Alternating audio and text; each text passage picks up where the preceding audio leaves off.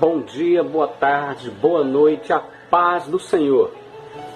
Estou passando rapidinho para deixar aquela palavra profética no teu coração. E nós trouxemos a palavra do Senhor para meditarmos um pouco, em poucos minutos, sobre algo extraordinário que o Espírito Santo de Deus nos revelou. E o livro em que vamos meditar é o livro de Lucas, e vamos ali para o capítulo de número 18, versículos a partir do 35. Lucas, capítulo 18, versículo 35 ao 43. Acompanhe comigo a leitura. Diz assim a palavra do Senhor. Aconteceu que, ao aproximar-se ele de Jericó, estava um cego assentado à beira do caminho, pedindo esmolas. E ouvindo o tropel da multidão que passava, perguntou o que era aquilo. Anunciaram-lhe que passava Jesus, o Nazareno. Então ele chamou: Jesus, filho de Davi, tem compaixão de mim. E os que iam na frente o repreendiam para que se calasse. Ele, porém, cada vez gritava mais alto: Filho de Davi, tem misericórdia de mim. Então parou Jesus e mandou que lhe trouxessem. E tendo ele chegado, perguntou-lhe: Que queres que eu te faça? Respondeu ele: Senhor, que eu torne a ver. Então Jesus lhe disse: Recupera a tua vista, a tua fé te salvou. E imediatamente tornou a ver e seguia-o, glorificando a Deus. Também todo o povo, vendo isto, dava-lhes louvores a Deus. Bendito seja o nome de Jesus. Que passagem tremenda, não? Jesus estava, obviamente, vindo com seus discípulos de uma cidade vizinha à cidade de Jericó. Certamente deveria estar vindo de Jerusalém, descendo para Jericó, junto com a multidão que o comprimia e mais os discípulos que sempre o seguiam. E Jesus foi passando ali por dentro da cidade de Jericó, quando um cego, um homem que era cego de nascença e estava ali há muitos anos e sempre, cotidianamente, naquele mesmo local. O contexto histórico nos mostra que os cegos, os aleijados, os amputados, essas pessoas que eram leprosas, todas essas pessoas, elas não tinham oportunidade nenhuma dentro da sociedade de Jerusalém, dentro da sociedade de Israel daquela época. Eles não tinham sequer como ter oportunidade de emprego, visto que eles não tinham forças braçais, eles não tinham aptidões físicas que necessitassem de estar numa frente de trabalho. Obviamente, claro que naquela época a maior parte da força de trabalho exigia muito braços, muito olhos, né? As muralhas de Jerusalém, por exemplo, foram feitas por várias pessoas que deram suas forças, né? Forças braçais para levantar as muralhas de Jerusalém. Então, o cego, ele era uma pessoa que, além de não ter nenhuma oportunidade de emprego naquela época, ele também era dado como um maldiçoado, né? Lembra aquela passagem que uma pessoa perguntou a Jesus que o cego tinha sido amaldiçoado, e Jesus disse que não, ele não era amaldiçoado, ele apenas tinha nascido com aquela deficiência. E mesmo assim as pessoas viam os cegos como pessoas que padeciam daquela cegueira em função de sua condição espiritual. Jesus passa por Jericó e encontra aquele homem. Aquele homem era um maltrapilho. Aquele homem estava embaixo de uma capa, e entenda a capa como um traje muito sujo, tendo em vista o terreno, né, o chão da cidade que não era pavimentado, então muitos pedregulhos, muita poeira, muitas pessoas e sujeira e animais passando quase que rotineiramente, faziam com que aquele homem ficasse cada vez mais miserável, sujo, imundo. E ele estava absolutamente sem ver nada. E ele teve uma oportunidade ímpar em sua vida quando Jesus atravessa Jericó, entra pelas portas de Jericó, e ele ouve o tropel. A Bíblia chama de tropel, que são os passos, né, o impacto dos pés contra o chão. Isso emite um abalo, emite um tremor no chão, e que os cegos, eles conseguem entender aquilo por peso sendo jogado no chão, ou então por passos.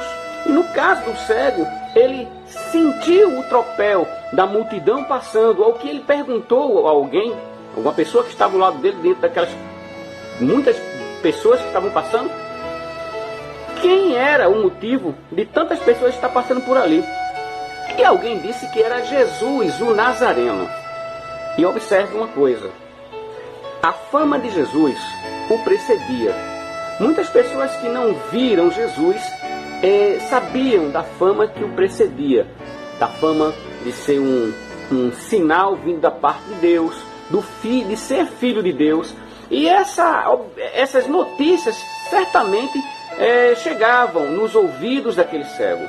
E aquele cego, sabendo que se tratava do Nazareno, ele começou a gritar, ele começou a clamar para que Jesus o visse, para chamar a atenção de Jesus para ele. Jesus, filho de Davi, tem misericórdia de mim. Nesse grito há um mistério. Aleluia! Nunca ninguém até então tinha visto Cristo como filho de Davi, a raiz de Davi, aquele que sentará no trono do grande rei que está posto em Jerusalém, né? A palavra de Deus diz que ele virá e sentará no trono de Davi que está em Jerusalém. E aquele cego, ele chama Jesus de filho de Davi. O que chama a atenção de Jesus é justamente não o fato dele ter clamado por socorro, não o fato dele ter desejado chegar perto de Jesus, porque muitas pessoas comprimiam Jesus. Quando Jesus não estava fazendo milagre, ele estava sendo perseguido pela multidão que queria vê-lo, pela quantidade de pessoas que queria conhecê-lo. E naquele momento ele gritou: Jesus, filho de Davi. Jesus para e nota que aquele clamor, que aquele grito não era um grito de uma pessoa comum, não era um grito de mais uma pessoa que pedia o seu socorro. Ele para, a Bíblia diz que, a palavra de Deus diz que, depois que anunciam-lhe que é Jesus que passa por ali, ele começa a gritar: Jesus, filho de Davi, tem misericórdia de mim. E então, Jesus para e chama aquele homem, pedem para que tragam-lhe a sua presença. E aquele homem vai diante de Jesus, e Jesus, da mesma maneira que foi direto, o cego também respondeu da mesma forma, diretamente. O que queres que eu te faça? Disse Jesus Cristo. E ele disse: Senhor, eu quero voltar a enxergar. Claro que seria a oportunidade de ouro daquele homem. Aquele homem estava agora diante de Deus, do Deus que já tinha feito muitas maravilhas, muitos milagres. E ele sabia que a sua oportunidade estava ali. Ele sabia que a sua chance, a chance de ter a sua vitória, a sua graça alcançada, estava totalmente confiada em Deus. E ele sabia, de alguma maneira, que aquele Cristo que falavam tanto dele iria aparecer. Eu quero te dizer uma palavra profética nesse momento. As grandes oportunidades vão aparecer na tua vida. Jesus vai te dar uma oportunidade da parte dele para algo que você vem esperando há muito tempo. Presta atenção nessa palavra. O cego estava ali na porta de Jericó e ele sabia, depois que informaram-lhe que Jesus estava passando, ele sabia que ele poderia ter em Cristo Jesus sua vitória, sua graça alcançada. E o que foi que ele fez? Ele clamou em alta voz para que Jesus fosse parado pela sua súplica, chamando a sua atenção, e Jesus para e diz: o que é que eu quero? O que tu queres que eu te faça esta tarde, esta noite, esta manhã? O Cristo ressurreto está te perguntando: o que queres que eu te faça? O que queres que eu realize? Qual é o teu problema? O que você está esperando? Lembre-se que todo o poder foi me dado nos céus e na terra. E somente Deus, somente o Senhor Jesus tem o poder proeminente de concretizar e realizar todos os anseios do teu coração. E eu vou dizer aqui mais uma coisa a você, meu querido, minha querida, Igreja Santa do Senhor, que a oportunidade que Ele vai abrir na tua vida, que a oportunidade que Ele vai te facultar, vai ser tão grande, vai ser tão gloriosa, que depois que você abraçar essa oportunidade, grandes coisas vão acontecer. Todas aquelas promessas que um dia Ele fez a você estão todas focadas dentro dessa oportunidade, aleluia. E grandes coisas vão acontecer na tua vida. Amém, meu irmão? Amém, minha irmã? Segura essa palavra, tome posse, porque aquele que prometeu é fiel para cumprir na minha e na tua vida. Deus te abençoe. Tome posse dessa palavra, aplique no seu coração e se prepare, porque vai aparecer, vindo da parte de Deus, algo tão grande na tua vida, através dessa oportunidade, que o culto de ação de graça vai ser dado. Aleluia!